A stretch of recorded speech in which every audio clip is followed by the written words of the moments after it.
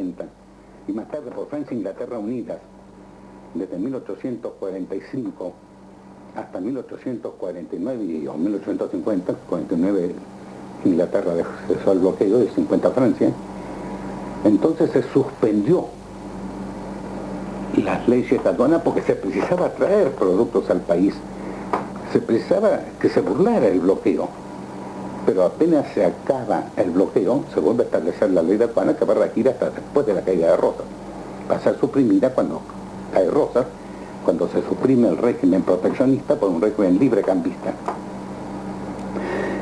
Y el tercer aspecto, en lo cual la Argentina le debe a Rosas, es la defensa de la soberanía. Es la lucha desigual contra Francia primero, desde 1838 a 1840, y contra Francia e Inglaterra aliadas, de 1845 hasta 1849 o 50. La defensa de la soberanía, porque a título de qué intervenía Francia en nuestras disputas políticas. Francia interviene contra Buenos Aires, exigiendo una cantidad de medidas que ningún país soberano puede aceptarlas, como que se suprima la ley de milicias, en cuya virtud los extranjeros también tenían que servir en las milicias, pero eso existía en todos los países del mundo. En Francia también, el extranjero vecindado en Francia tenía que servir en la milicia, porque la milicia era para defender, para mantener el orden, defender la policía, así como de policía, y entre nosotros pasaba lo mismo. Fue un pretexto para llegar al bloqueo de Buenos Aires y a la guerra. Guerra que no declara Francia directamente, pero va a apoyar al Partido Unitario, a quien lo hace fuerte en el Uruguay, porque el gobierno, la escuadra francesa se apodera de la ciudad de Montevideo, lo echa al presidente oriental, que era Manuel Oribe, y establece un títere, Fructuoso Rivera, que está a las órdenes de Francia, y a quien le da mucho dinero. Y Francia gasta mucho dinero en preparar ejércitos libertadores, así se llaman, para luchar contra la Argentina. Así Francia no aparece en una guerra directa. Francia ha bloqueado a Buenos Aires. Nunca ha habido actos de combate, conflicto, porque para tomar Martí García tuvo que empezar a los cañonazos. Y ahora prepara los ejércitos libertadores. Entonces estos libertadores salen de plata con plata francesa. ¿Qué objeto persigue Francia con eso? Bueno, Francia persigue el objeto de voltearlo a Rosas y llevar un partido que era proclive a los intereses extranjeros. Y no solamente Francia, porque atrás de Francia está Inglaterra, porque la política que gobierna en aquel momento a Europa es lo que se llama el eje París-Londres. Francia e Inglaterra, la Francia de Luis Felipe y la Inglaterra de la reina Victoria, están íntimamente aliadas. Francia, según lo dice el autor francés, es el chacal de Gran Bretaña. Con parte de la lucha le entrega sirve para pelear cuando es necesario, y el dinero lo pone Inglaterra. La guerra se hace con libras esterlinas que da Inglaterra, con los cuales se levantan los ejércitos libertadores, el de Lavalle, el de la Madrid, el de Paz. Son ejércitos pagados con plata extranjera para luchar contra la Argentina, a pesar de que ellos quisieran luchar por la libertad. Palabra muy bonita cuando está pronunciada por generales que están pagados por el extranjero. El primer bloqueo, en los cuales Inglaterra no aparece a la vista, aparece escondida, termina en el año 1840, cuando Francia se da cuenta que está gastando mucha plata y que Inglaterra no la retribuye. Y Francia exige a Inglaterra que tome parte en la guerra, que venga también a luchar contra Rosas, contra la Argentina. ¿Por qué tienen que luchar los barcos ingleses y los aliados o los socios que tiene Francia, que es el Partido Unitario, allí en Montevideo? y de allí salir con los ejércitos que van a luchar contra Buenos Aires, contra la Argentina. Y entonces, como no se arregla con Inglaterra, en el año 1840, Francia hace la paz con Rosas, en un tratado magnífico. Viene un almirante francés y firma el tratado de octubre del 40, en el cual reconoce la soberanía argentina y se retira la escuadra francesa que levanta el bloqueo. Porque estos han creído los franceses que bloqueando a Buenos Aires, que es bloquear también a todo el litoral argentino, la situación económica tiene que caer. Y sin embargo no cae. No cae por estos motivos. El primero es que Rosas había establecido la ley de aduana y con eso había creado unas industrias que servían por lo menos para abastecer lo necesario. En segundo lugar, porque con el bloqueo lo que se perjudican son aquellos productos prescindibles que vienen de Europa, pero aquellos productos necesarios, la carne, el pan, los tejidos para hacerse el poncho, no se perjudican. De manera que el pueblo no sufre. Y además por otra cosa, porque el pueblo es patriota y nacionalista. Y el pueblo permanece unido atrás del restaurador. Y aunque se ha sufrido mucho con el bloqueo, porque con el bloqueo al cerrarse el puerto de Buenos Aires, ha tenido que ocurrir que no había dinero para pagar soldados, ni para pagar jueces, ni para pagar maestros, ni para pagar profesores de la universidad. Y se le pidió a todos que trabajasen gratis, o que los alumnos, los padres de los alumnos pagaran esas clases. Padres de los alumnos que no pagaron, porque eran de la clase privilegiada, y que por eso se dice que en la época de Rosas se cerró la universidad. No se cerró. Siguió funcionando con 2 profesores en la Facultad de Derecho, la única facultad que había entonces. Pocos, desde luego, pocos para él, pero siguió marchando. Le dieron clases gratuitamente. Bien. Termina el bloqueo francés. Van a pasar algunos años en que Francia e Inglaterra tratan de ponerse de acuerdo para venir juntas a terminar con Rosas, hacer una gran expedición que acabe con Rosas, o volcar grandes cantidades de libras esterlinas para levantar ejércitos libertadores. Y Rosas, que no es sonso, que se ha dado cuenta de esto, en primer lugar se prepara para la defensa, que ahora va a ser difícil porque es contra 2 potencias, ya no es contra una sola como es Francia, es contra 2 potencias. La primera de todas es impedirles que las libras esterlinas tengan poder de decisión en las costas argentinas, para lo cual Rosas establece una policía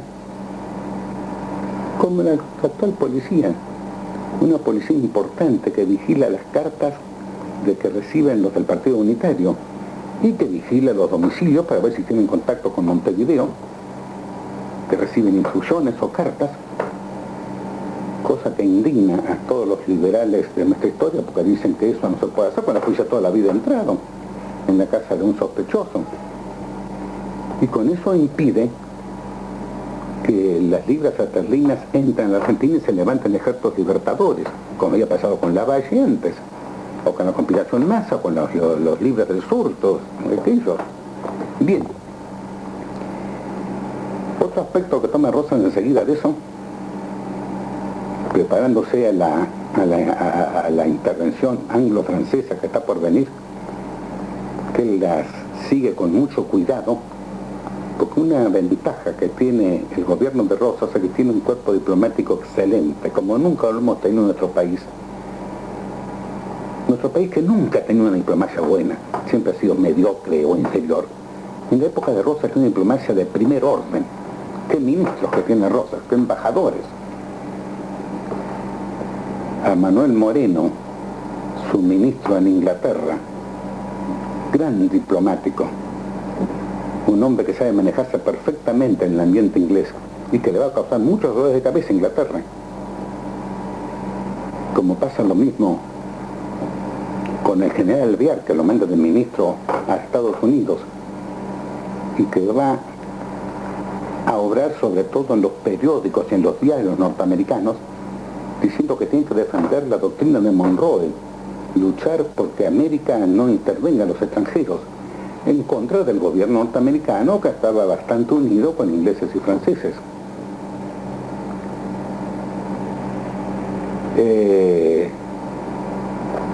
He nombrado a estos ministros, hay otros, los cuales también tendría que nombrar, que fueron excelentes diplomáticos y que le advirtieron a Rosas todo lo que estaba pasando y todos los manejos que estaban llegando a la unión de Inglaterra y Francia para atropellar a la Argentina, y que le permitió a Rosas defenderse. La primera de las defensas, ya he hablado, es establecer esa policía perfecta.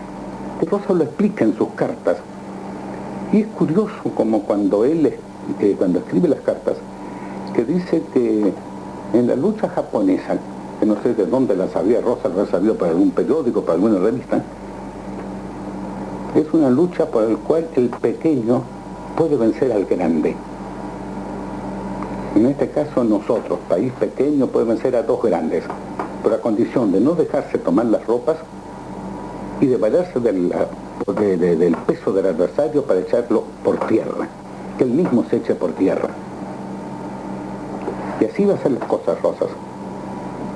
Había un empresto desde la época de Rivadavia que no se pagaba porque no se podía pagar, y que siempre protestaban los tenedores de esos títulos. Entonces Rosas los llama y les dice: yo no les puedo pagar todo lo que se les debe, pero tal vez un poquito sí le pueda pagar. Claro, ahora el puerto de Buenos Aires está abierto, los franceses levantaron el bloqueo, hay entradas en la administración, hay entradas en la aduana, la cosa va muy bien, los campos dan dinero, la Argentina se está enriqueciendo, y entonces algo les puedo pagar. Magnífico, dicen los tenedores de los títulos, y la comunican en Inglaterra esa noticia.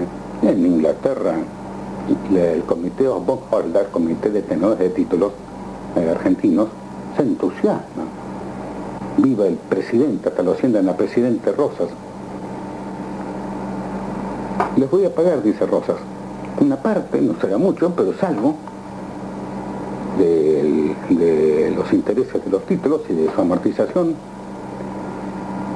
y lo puedo hacer porque el puerto no está bloqueado. Ahora, si se bloqueara el puerto por cualquier circunstancia, ustedes me disculpen, pero yo no voy a poderles pagar. Nadie pensó la picardía que había en lo que Rosas decía. Y Rosas empezó a pagar a los bondholders, bonoleros como él los llamaba, una parte de sus deudas, con lo cual los títulos se cotizan en bolsa y la bolsa inglesa se coloca a favor de Rosas, porque la bolsa, los ahorristas forman una alianza, un sindicato, donde tocara una ahorrista como tocara toda la bolsa. Y el diario que expresaba a los ahorristas ingleses, que es el Times, el famoso diario conservador inglés, se muestra favorable a Rosas por un momento, porque enseguida viene la intervención anglo-francesa. Francia e Inglaterra se ponen de acuerdo en mandar sus escuadras a intervenir Buenos Aires, intervenir en la Argentina. Bien, cuando se declara la intervención y como consecuencia de esa intervención se establece el bloqueo, Rosas los llama a los bonoleros y dice: ustedes se dan cuenta, no soy yo el que les impido pagarles, es su gobierno, es el gobierno inglés que ha establecido de nuevo el bloqueo, de manera que entonces esa plata que ustedes recibían, discúlpenme, pero se la pedido para la administración. Y el enojo de los bonoleros es muy grande contra su gobierno. Y el diario Times, que es diario conservador, pero que es el diario de los ahorristas, es llevado por esa posición de los ahorristas y se coloca en contra del gobierno conservador, en contra del gobierno conservador de Roberto Peel, y se coloca a favor de los liberales, porque los liberales se han puesto diciendo que no conviene, que el bloqueo es una medida que perjudica a los ingleses más que beneficiarlos, y que queda en Inglaterra con el bloqueo. En fin, lo defiende a Rosas, el Partido Liberal, que está en la oposición, y Rosas lo apoya al Partido Liberal. Está causando un problema al gobierno conservador inglés. Hay otra serie de medidas que está preparando Rosas, como la gran propaganda que se hace de la Argentina. Él llega a formar un periódico que se los voy a mostrar a ustedes porque yo lo tengo en mi poder. Tengo ejemplares, dicen, el archivo americano, periódico escrito en español, en francés y en inglés, que se reparte gratuitamente por todo el mundo. Periódico de la Argentina, que cuenta lo importante de la Argentina o de los hechos en los parlamentos extranjeros que se refieren a la Argentina. Es un medio de propaganda. Ese ministerio de propaganda que tiene Rosas es un ejemplo para el siglo XX. Lo dirige un napolitano, un hombre muy culto, napolitano nacido en Italia, Pedro de Ángelis, que ha hecho grandes obras de cultura entre nosotros. Y lo traigo para mostrarles a ustedes la habilidad de la política de Rosas. Cómo Rosas va a poder luchar contra Inglaterra y Francia perfectamente. ¿Y por qué? Cuando ya las escuadras se acercan a Inglaterra, se acercan a Río de la Plata, Rosas se ríe ante el ministro inglés que todavía ha quedado y le dice: pobres de ustedes, no van a andar mucho en nuestro país, ya les he puesto todas las vizcacheras necesarias. Ustedes saben que la vizcacha es un animal que hace sus cuevas en el campo, entonces es muy difícil galopar ese campo. Y Rosas se pensaba con términos camperos. Llega la escuadra franco-inglesa, traen mucho dinero, pero no consiguen ejércitos libertadores. Nadie se anima, están con miedo. Rosas les ha metido miedo. Se ha hablado mucho del terror de Rosas. No quiero decir que no lo hubo, pero hubo bastante poco terror, bastante menos del que se cuenta. Fíjense que en 20 años de gobierno de Rosas solamente se han encontrado que Rosas les habían mandado matar a 80, dicen unos, 82, dicen otros, de personas, en 20 años. Cuando Rosas cayó en los 15 primeros días, después de caído Urquiza, se fusiló a 400. Pero eso no se cuenta. Rosas, el terror de Rosas, más que terror de sánico, más que terror de matar, aunque hubo momentos en que hay crisis en Buenos Aires y la gente ha salido a la calle a matar unitarios y hay que protegerlos a los unitarios porque los van a matar. Ese es el terror del año 40, anterior, el terror del año 43, pero son unos cuantos días nada más, en que Rosas le dice a la gente que no salgan a la calle porque no hay vigilancia en la ciudad. En el año 40, porque tiene que preparar el ejército para derrotarlo a Lavalle, y se ha llevado todas las tropas de policía. Y entonces la ciudad está a merced de los federales. Le encarga a la mazorca que defienda a los unitarios. Y parece mentira, pues es la mazorca la que los defiende. Porque el padre de Lavalle vive en Buenos Aires y es el tesorero de la provincia y tesorero de Rosas. Y hay que cuidarlo porque hay la indignación contra los unitarios es muy grande. Y Rosas trata de cuidar eso. Bien, pero vuelvo al año 45, o sea, al momento de la segunda intervención. Hay mucho terror en Buenos Aires. Es cierto, Rosas lo ha implantado, no por estos hechos de muerte, que son muy pocos, sino porque lo ha hecho a propósito. Los serenos, que son los que cantan en Buenos Aires, en el barrio central, que dan las notas, dan las horas y el estado del tiempo, y que en aquellas épocas se escuchaban para saber la hora, para saber el estado del tiempo, y se oía toda la noche cantar al sereno, las 9 han dado y sereno, las 10 han dado y lloviendo. Y Rosas les ordena que antes de dar el estado del tiempo y la hora, canten viva la Santa Confederación, mueran los salvajes unitarios. Cada hora se repite ese cantar. Imagínense ustedes los unitarios del barrio central de Buenos Aires, que pertenecían, oyendo toda la noche esos cánticos. Estaban muertos de miedo. Ninguno quiso recibir dinero ni tener correspondencia con Montevideo. Se quedaron quietos, se la pintó la casa de Colorado para que los ejercieran federales. Y se supo manejar a todo ese ambiente.